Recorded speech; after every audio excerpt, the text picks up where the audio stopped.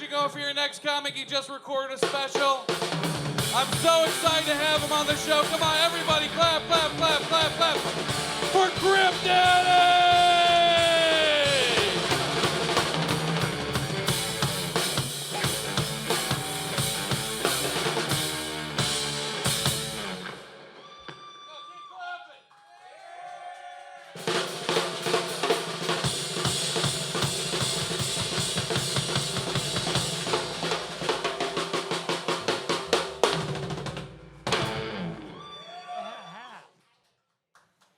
Oh, what's fucking up, guys?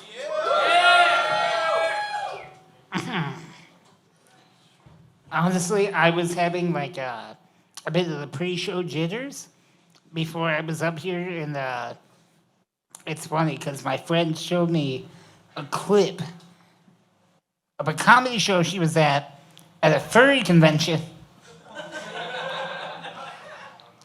And this person was in a fucking full-ass wolf suit, and he was completely bombing, doing jokes in a Guilford Godfrey impression. And I just thought to myself, like, I'm not going to be like that, so it's okay. It's all good. But let's give a round of applause for fucking Mike tonight.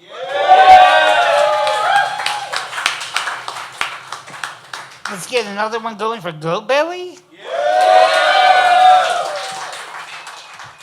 And let's give another one up for the comedies. The fucking comedians up tonight, man.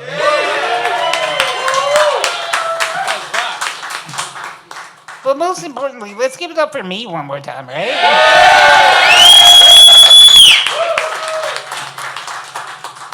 All right, guys, I'm not going to be lying to you. I don't like how hard somebody applauded. Thinking like you guys are good people because you applaud harder for the guys in the wheelchair. Doesn't make you a good person. I hope you know that. Clapping like you were giving your dog an extra treat. Realistically speaking, like, most of you guys are assholes. You know that, right?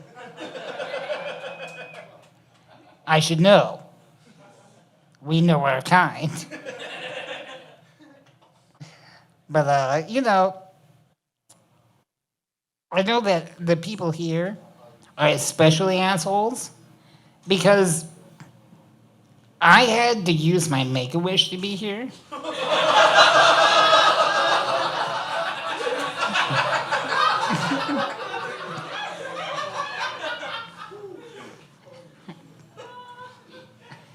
And I could have used that for anything.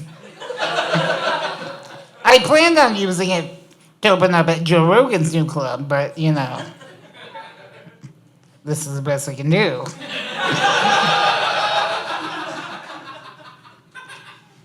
And that really says a lot, because, like, I don't know if you guys know this, but Make-A-Wish can do quite a bit. They literally shut down all of San Francisco for a kid that had leukemia that just wanted to be Batman for a day. Fucking lame, dude. He literally was just like, I'm gonna be Batman.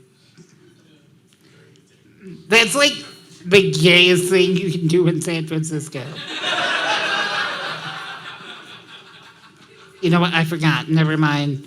The gayest thing you can do is actually being in San Francisco. Never. Fucking the best they can do. That's a lie, because, like, I wanted to open up for Joe Rogan's new club. This is the best I could do. Apparently, you know, it's all booked because Dave Chappelle wants to, you know, call people faggots. Okay, cool. I do the same thing, but apparently when I do it, I'm being rude to all the people on the AIDS unit, and I need to leave immediately.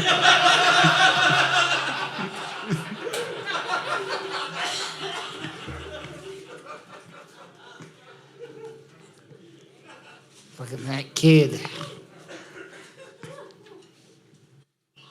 That Batman kid, do you know he had leukemia? He died. Exactly. Thank God. You guys are cool. You know, if it sounds like I'm suffering from bitterness, I am. But you know what? I'm okay. I'm man enough to admit it. I am. I'm suffering from a little bit of jealousy, but it's better than suffering from leukemia. Fuck that kid.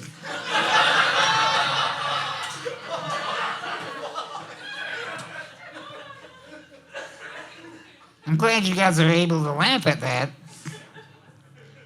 Because there are some people that hear that joke and they're like, oh God, fuck no.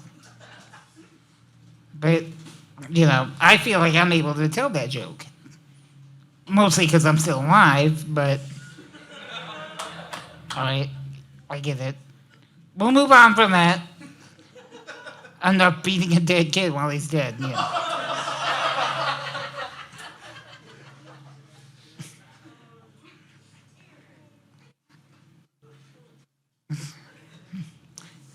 We should probably just go ahead and address the elephant in the room, because I'm sure most of you are looking at me and you're asking the exact same question. You guys in the back, I see you. And the answer is yes. I do believe in beating women. But, like, not in a sexist, abusive way, because that'd be fucked up, you know? I like to look at it as more as honoring my Hispanic heritage.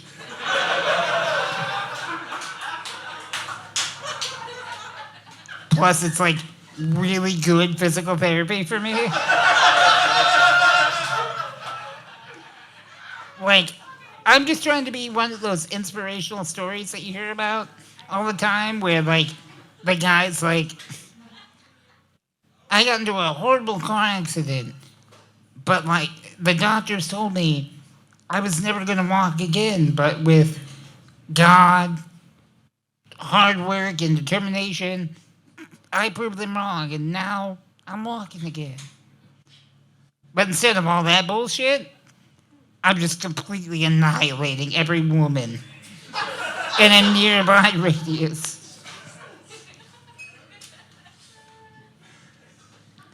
Until I'm able to do that, like, Willy Wonka bit where he's, like, got the cane and he falls and he's like, ah! Psych, bitch! I can walk. He fucking thought different, though. Plus, could you imagine the struggle the media would have trying to cover that story? They could barely get, like, basic shit right. They couldn't tell if Lil Tay was dead or not. For any of you who didn't know, that's good. You don't know that story? Good thing. For the ones that do, get a life. They'd be like, is he another problematic comedian with abusive tendencies, or is he a medical miracle? Both. I'm both. Listen, if all I had to do to not be this fucked up was smack a few broads around, oh my God. You couldn't fucking stop me, dude. I'd make Chris Brown look like John Mayer. I'd make O.J. Simpson look like Mr. Rogers. I'd make my dad look like my mom, dude.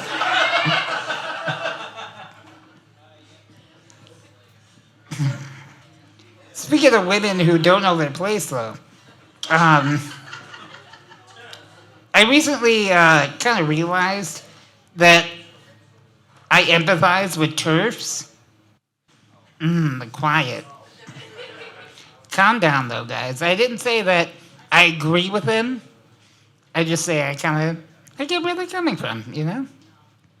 Because, like, the way they feel about trans women being called women, kind of how I feel about fat people being called disabled.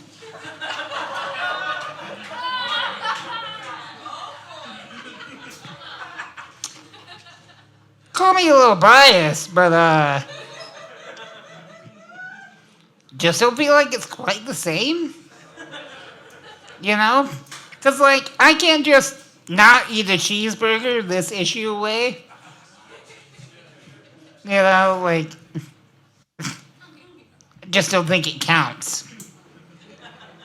Because I feel like if your disability can be solved with just eating a couple of salads, not really a disability, is it? But, you know, whatever, I guess. Like, it's kind of like, did you know that you can collect disability if you had depression? That fact alone gives me fucking depression.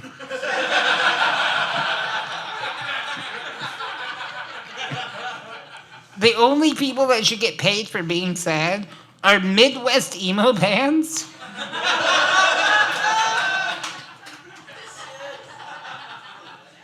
And the starving African children in those infomercials. The only people that should be getting paid for being sad. And again, I know if, like, it sounds like I'm being insensitive, because I get it, not all disabilities are visible, fucking, whatever. But, like, honestly, hey, listen, me and you, right now. If you walked into a room and you saw a white woman just sharing quotes on Facebook about how sad life is, and you saw me,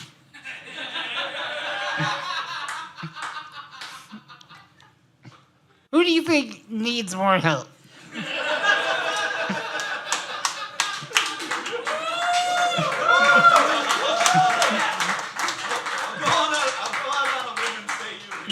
You're gonna say me, right? Trick question, because being a woman is the biggest disability of them all.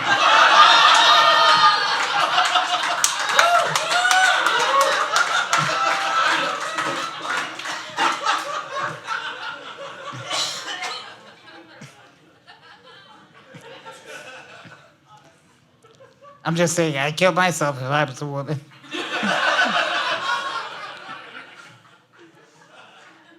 Seriously though, I'm not saying that, like, depression isn't serious and that, like, you know, I get it, it is, but calling it a disability kind of feels a little bit like a stretch, you know?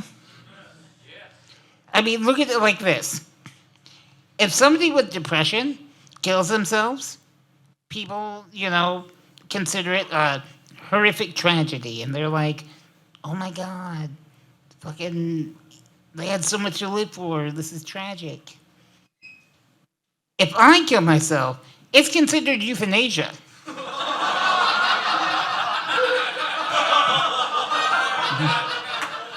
And people are like, yeah, I get it. Honestly, I'm kind of surprised it took them this long. If I was them, I would have done it like years ago.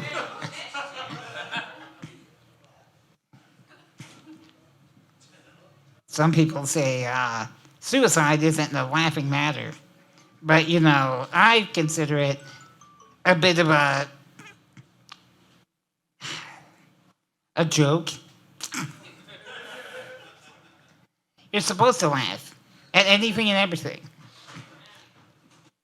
I think I'm okay with making jokes about suicide because my best friend committed suicide.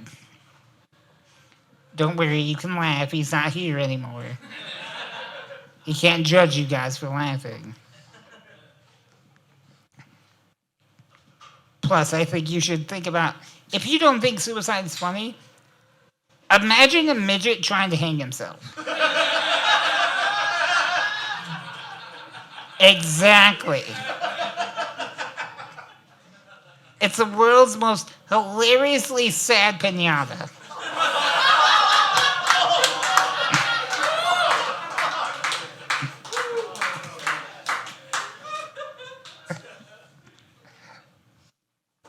Circle around back to my best friend real quick. He was the funniest motherfucker that I know. And I would love to tell you guys the story about how we became best friends, if that's okay with you.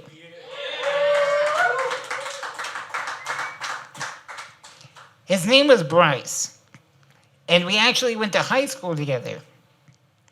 And he was like the definition of cool. He wore metal fucking hardcore band shirts, had long blonde hair, fucking like metalhead, you know what I mean? Fucking blue eyes, had facial piercings, fucking smoked cigarettes, did drugs. He was pretty much like Hitler's version of Eddie Munson from Stranger Things. You know? And I was just a shy little awkward kid in a wheelchair. That's all I was. And we never really crossed paths until one day I decided to go to the park that was near my house, and he was there. And I was like, whoa, fucking random. But I didn't want to ruin his cool guy vibe that he had going, because he was sitting on a bench fucking chain smoking cigarettes. And I was like, going to turn around, but he called out to me. And he was like, hey, dude, what's up? He recognized me. And we started talking, and turns out he only lived a few blocks away. I was like, oh, shit, okay, cool. And he invited me back to his house, and obviously I'm going to go, right? And we get there. We get to his house, and it was one of the fucking coolest experiences I've ever had, because he only continued to get cooler. At some point, he pulls out an acoustic guitar, and I'm not joking. He pulls out the guitar, and he grabs a cigarette, pulls out his Zippo, flicks it open, snaps his fingers at the like little flint thing, lights it up, the coolest way fucking possible. Lights a cigarette, takes a drag, puts a cigarette in between the strings of the guitar, and starts playing the most beautiful fucking music I've ever heard in my entire life. My pussy was wet.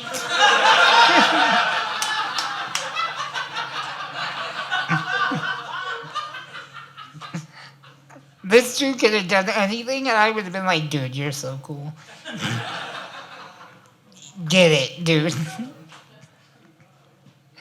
And out of nowhere, while he's playing guitar, he's like, he stops, and he looks me dead in the eyes, and he says, hey, do you want to see a picture of my dead dad?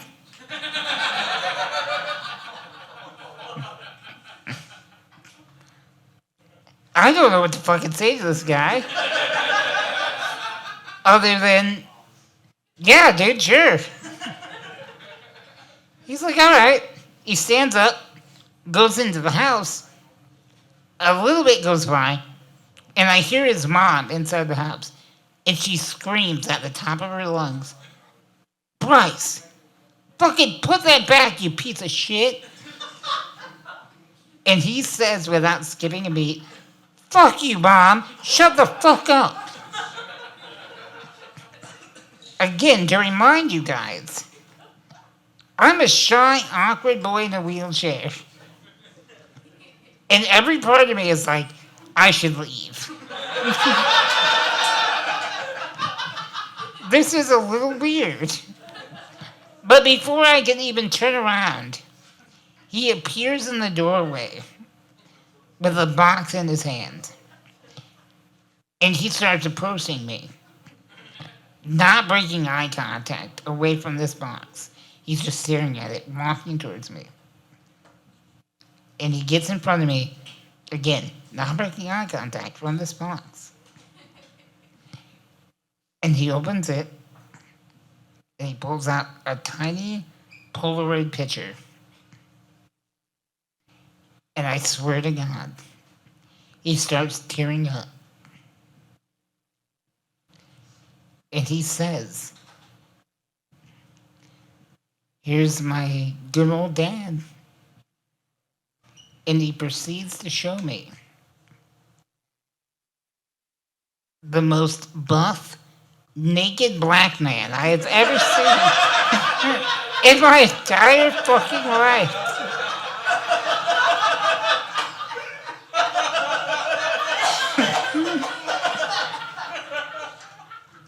And I fucking cry laughing. I laughed so fucking hard, I damn near fucking pissed myself.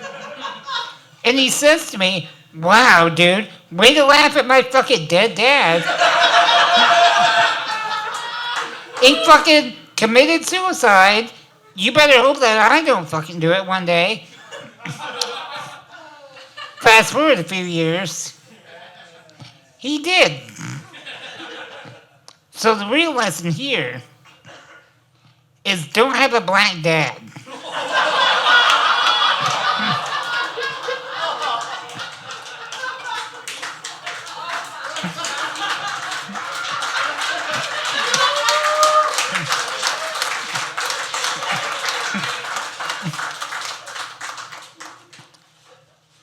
Thank you, guys.